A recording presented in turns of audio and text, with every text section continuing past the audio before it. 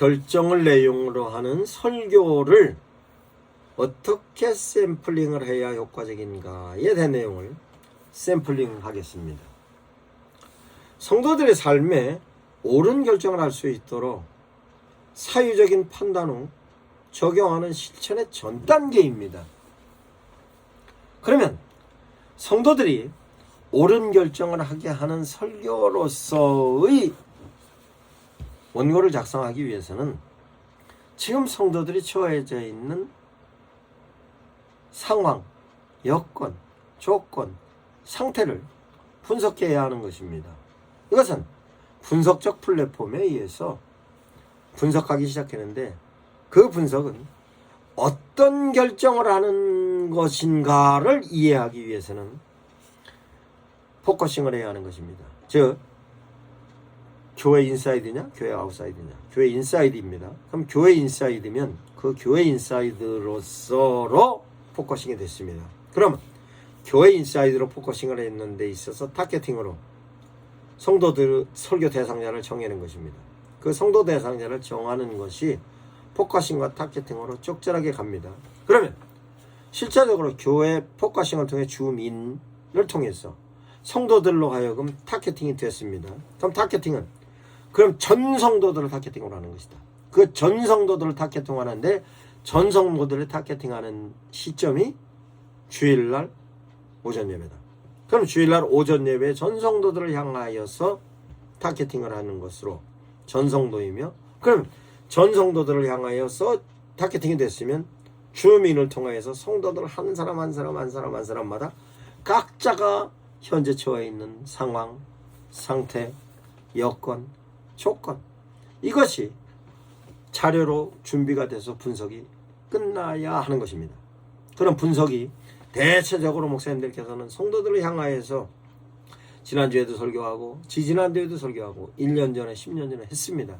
그래서 성도들이 실제적으로 상황, 여건, 조건, 상태가 다 파악이 됐겠습니다만, 그래도 많은 성도들 가운데 현재 실제적인 상황, 현재의 상황, 상태, 여건, 조건에 관련된 내용은 반드시 점검해 보아야 하는 것입니다. 이것은 교회 시스템을 통하여서 점검을 할 수도 있고, 그 시스템을 통하여서의 여론이든 상담이든 조건이든 많은 데 대한 내용이 실제적으로서의 분석이 되지만, 그렇다 할지라도 목사님들께서는 수시로 상황, 여건, 상태, 조건에 대해서 성도들에 관련된 내용을 분석하고 있어야 하는 것입니다. 이 성도들의 분석이 놓치면 실제적으로 성도들이 실제적인 부분에 있어서의 신앙적인 부분은 놓치는 경우가 대단히 많이 있는 것입니다. 실제적으로 위험한 상황에 처져 있고 상황이 위기 상황이 오면 정말 그 위기 상황에 있어서 아주 형편없는 판단을 하고 결정을 하는 예가 많이 있습니다. 그 내용을 일일이 제가 설명을 드리지 않아도 목사님들은 이해하실 것입니다. 그러면 스케칭을 통하여서 성도들의 모든 내용이 전부 정리가 됐습니까? 정리가 되지 않았으면 될 때까지 정리하십시오.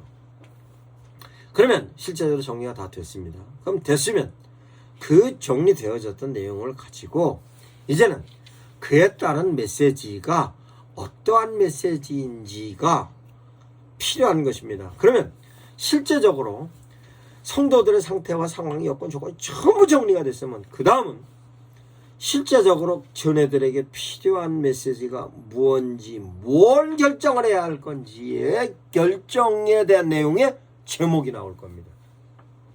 제목이 나오면 그 제목에 따라서 선택되어지는 본문이 있을 겁니다. 그러면 제목도 설정하고 본문이 선택이 되어지면 그에 따라서 하나님의 메시지를 어떻게 적용할 것인가에 대한 내용입니다. 그러면 결정을 주제로 하는 설교였고, 결정을 주제로 하는 설교 가운데서의 본문도 채택을 했습니다. 그러면 그 본문이 채택이 되어졌으면 거기에 따른 하나님의 메시지를 어떤 내용으로 제시할 거냐. 하나님의 메시지의 내용은 하나님의 의미적인 메시지, 하나님의 의도적인 메시지, 하나님께서 이행하시는 메시지, 이와 같은 내용을 저 하나님의 의지로 끌고 가시는 하나님의 의지, 이와 같은 데 대한 내용이 창세기부터 계시록까지 전부 정리가 되어 있는데, 그 정리가 되어졌던 내용 중에서 발췌한 성경 본문이 하나님의 의지로의 메시지인지, 이행으로서의 메시지인지, 하나님의 의미적인 메시지인지, 의도적인 메시지인지가 정리가 되어야 할 것입니다. 전체적인 메시지의 내용으로 다 포함할 수도 있고, 부분적으로 메시지를 조합할 수도 있고, 아니면 하나의 별도의 메시지로 제시할 수도 있는 것이고, 이와 같은 메시지로서 내용을 정리해야 합니다. 메시지가 정리가 되면 그 메시지에 대한 형식이 어떤 하나님의 메시지였나, 하나님이 당신을 표현하고 계시는 계시적인 메시지였나, 아니면 하나님께서 당신을 표현하시는 데 대하여 인간과 하나님과의 관계성에 대한 메시지였냐, 아니면 인간과 인간의 메시지, 관계성의 메시지였냐, 아니면 인간이 사물에 관련된 메시지의 내용이었냐, 아니면 하나님께서 사물과 인간에 관련된 메시지였나의 계율적인 면으로서의 메시지였나, 아니면 하나님께서 계시와 계율을 당신의 메신저들을 통하여서 교훈적으로 정리한 교훈적인 메시지였나, 이거에 관련된 내용이 채택되어진 본문에 의해서, 선정되어진 본문에 의해서 정리할 수 있는 것입니다. 그러면 이와 같은 메시지가 정리가 되었으면 그걸 성경을 근거로 하여 지금 성도들의 상황에 비추어서 적절한 메시지로서 상황의 메시지를 이해하는데 기록의 메시지로 분석한다는 것으로 성도들에게 인식시켰습니까? 그럼 그와 같은 데 대한 내용으로서 정리가 되는 메시지로, 그 메시지가 정리가 되었으면 그 다음은 메시지를 원고로 디자인하는 것입니다. 그러면 메시지까지 정리가 되었고 본문까지 정리가 되었으면 그 설교를 성도들로 하여금 진단하는 데 대한 내용의 설교입니까? 아니면 성도들로 하여금 하나님의 메시지를 제시하는 방향 설정의 메시지입니까? 이것을 정해야 하는 것입니다. 그 정해는 것이 설교를 성도들을 향하여서 인바운딩으로 설교를 할 것인가, 아웃바운딩으로 설교를 할 것인가. 인바운딩으로 설교는 설교의 메시지를 통해서 성도들의 삶의 내용을 진단할 수 있는 내용인지, 그러면 앞에 분석적 플랫폼을 통해서 성도들의 상태, 여건, 조건을 포커싱과 타겟팅을 통해서 정리가 다 됐으면 그네들을 향하여서 진단의 메시지를 할 것인지 방향 설정의 메시지를 할 것인지 성경적인 방향을 통하여서 제시는 설교의 바운딩을 정해야 하는 것이죠. 그럼 설교의 바운딩까지 정해지면 그 다음은 로드맵을 정해야 하는 것입니다. 로드맵. 은혜의 방향으로 할 것인가, 믿음의 방향으로 할 것인가. 그러면 결정을 주제로 하는 설교였으면 성경적 인바운딩을 통하여 로드맵까지 정리가 됐고, 그 로드맵까지가 정리가 되어졌으면 실제적으로 그 로드맵에 관련된 내용으로서 초월적인 로드맵, 실존적인 로드맵, 사유적인 로드맵 뿐만 아니라 실천적인 로드맵까지. 그러면 은혜를 초월적인 은혜, 실존적인 은혜, 사유적인 은혜, 실천적인 은혜로, 그러면 로드맵으로서 믿음의 로드맵으로 초월적인 믿음, 실존적인 믿음, 사유적인 믿음, 실천적인 믿음까지 로드맵으로, 이와 같은 로드맵을 이해를 하셨으면 로드맵의 방향으로 할 것이, 서로 은혜의 방향으로 할 것이냐, 믿음의 방향, 조합을 해보면 목사님들께서 성도들을 향하여서 실제적으로 분석적 플랫폼을 통해서 성도들이 완전히 분석이 되었으면, 거기다가 바운딩까지도 정의했으면 그 바운딩을 통해서 이건 은혜의 방향으로 가야 되겠다, 이건 믿음의 방향으로 가야 되겠다, 정해야 하는 것입니다.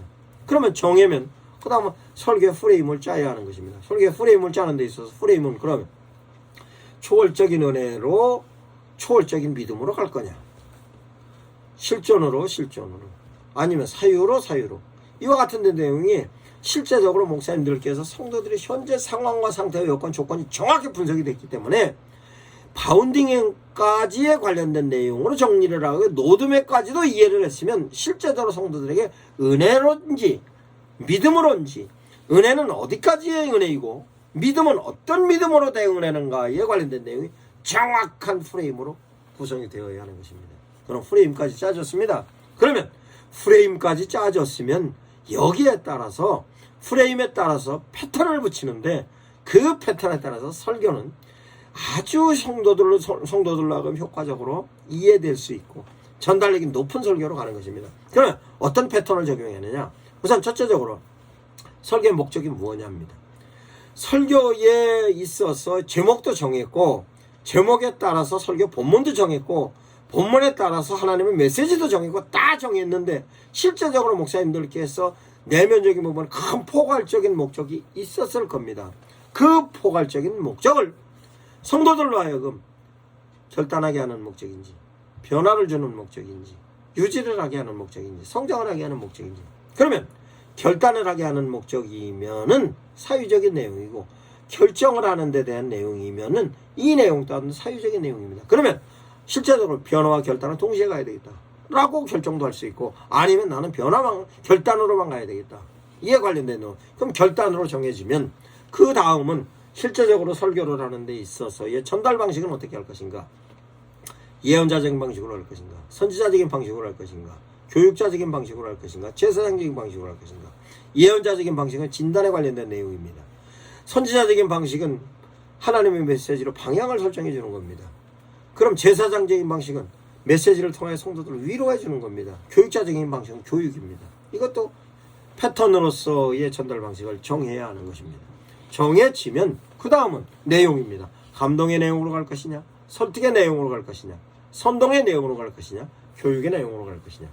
방식까지 정해집니다. 그 다음은 이 패턴까지로 설교의 원고의 플랫폼이 만들어지고 원고의 디자인이 형성이 되어졌으면 그 다음은 전달에 관련된 플랫폼, 전달에 관련된 디자인을 해야 하는 것입니다. 전달은 스피칭입니다. 그러면 결정을 주제로 하는 설교로 본문까지 정해졌고, 그것을 바운딩까지 정해서 로드맵으로 프레임까지 형성했고 패턴까지 완성을 했으면, 그러면 실제적으로 스피칭은 어떻게 할 것이냐, 말의 속도는 어떻게 할 것이고, 파워는 어떻게 형성할 것이며, 실제적으로 피칭은 어떻게 할 것이고, 거기에 따른 포즈는 어떻게 취할 것이냐에 대한 내용을 반드시 목사님들께서 하셔야 할 것입니다. 그러면 실제적으로 전달에 관련된 내용은 원고는 다시 읽어볼 수 있지만 전달에 관련된 내용으로서의 디자인의 플랫폼은 해보기 전에는 모릅니다. 저는 설교하기 전에 항상 리허설을 통하여서 설교를 한 후에 그 부분에 있어서 보완점과 장단점에 관련된 내용을 분석을 하여서 보완하고 본 설교로 강단에 올렸습니다. 그러면 실제적으로 본 설교를 통하여서 설교를 함에 있어서 스피칭에 관련된 내용을 전부 정리를 하고 스피칭과 함께 따라가야 되는 것이 설교의 포인트를 어떤 포인트를 둘 것이냐 하는 것입니다. 그 포인트는 어떻게 하느냐, 설교에 있어서 뭐 주제를 포인트로 할 것이냐, 내용을 포인트로 할 것이냐.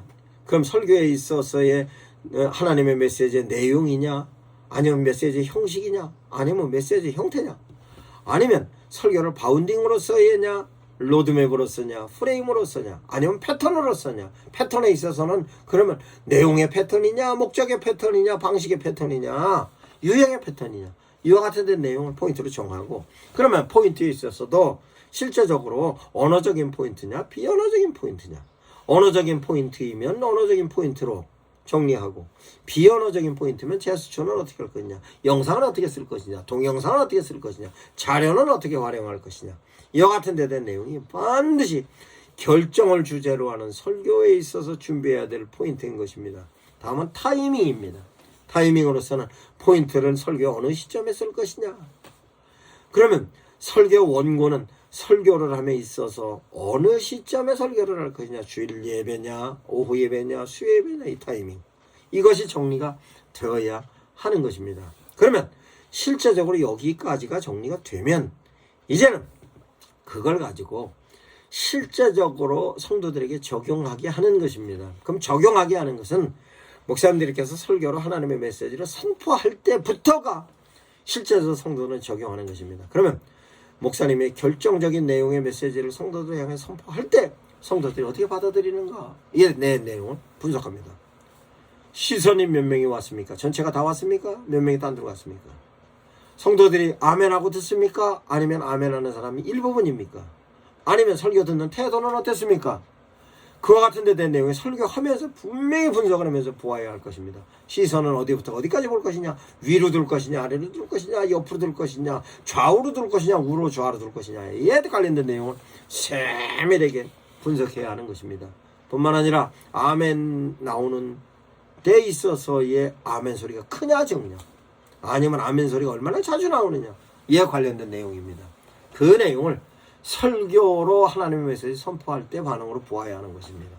거기에 따라서 또한 실제적으로 성도들로 하여금 설교의 현장에서부터 적용하는 것으로 실제적으로 이와 같은 내용이 성도들이 적절하게 전달이 되면 설교로서 하나님의 메시지 전달될 때 그 분위기가 목사님도 스스로도 느낍니다. 당신이 잘 전하고 있는지, 성도들에게 잘 먹히고 있는지, 성도들의 반응에 관련된 내용으로도 전부 설교 현장에서 이해할 수 있습니다. 그렇게 설교 현장에서 이해가 됐으면 설교 끝난 후에 교회에서 예배 후의 분위기로도 파악할 수 있는 것입니다.